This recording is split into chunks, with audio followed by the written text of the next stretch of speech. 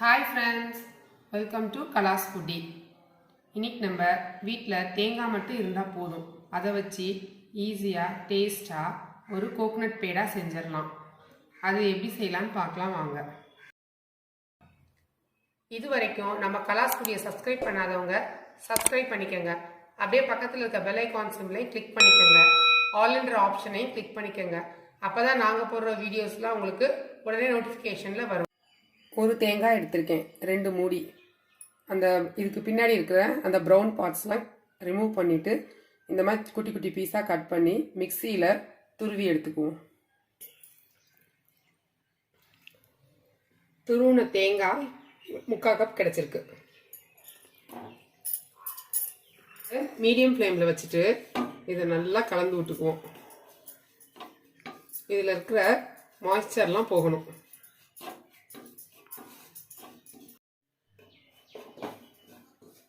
இந்த மாதிரி மீடியம் ஃப்ளேம்லேயே வச்சு நல்லா உதிரி உதிரியாக வர மாதிரி தேங்காவை கலந்து விட்டுக்கணும். இதுக்கு ஒரு 7 நிமிஷம் ஆயிருக்கு. இப்போ இதில் நல்லா கெட்டியான பால் ஒரு 50 ml ஊற்றுவோம்.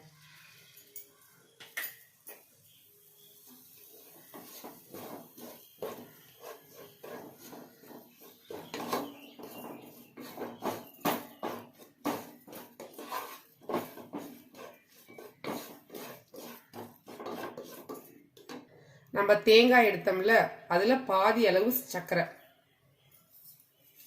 இதில் 3/4 கப் எடுத்தோம், இதுக்கு பாதி சர்க்கரை.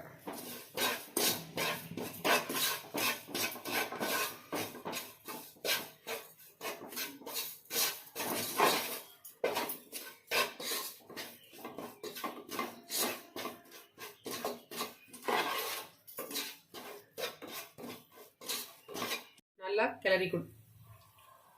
10 நிமிஷம் கிண்டினதுக்கப்புறம் இந்த மாதிரி வந்திருக்கு. ஒரு 1/4 டீஸ்பூன் ஏலக்காய் பொடி, 1 டீஸ்பூன் நெய் சேர்த்துக்குவோம்.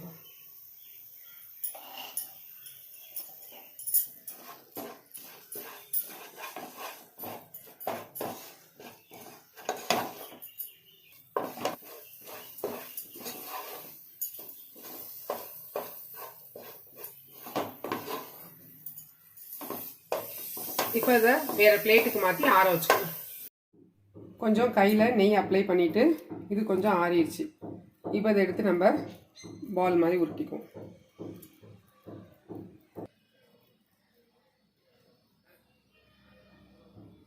உருட்டிட்டு இந்த மாதிரி கோகனட் நம்ம வறுத்து எடுத்தோம்னா டெசிகேட்டட் கோகனட் இல்லை வறுத்து எடுத்தது அதில் அதை அப்படி டிப் பண்ணி இப்படி உருட்டி வச்சுக்குவோம்.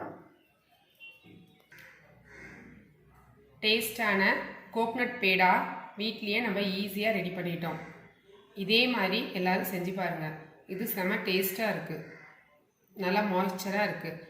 இதே மாதிரி செஞ்சு பார்த்துட்டு எங்களுக்கு கமெண்ட் பண்ணுங்கள். எங்கள் வீடியோவை உங்களோட ஃப்ரெண்ட்ஸ் அண்ட் ரிலேட்டிவ்க்கு ஷேர் பண்ணுங்கள். மறக்காமல் சப்ஸ்கிரைப் பண்ணிக்கோங்க. தேங்க்யூ.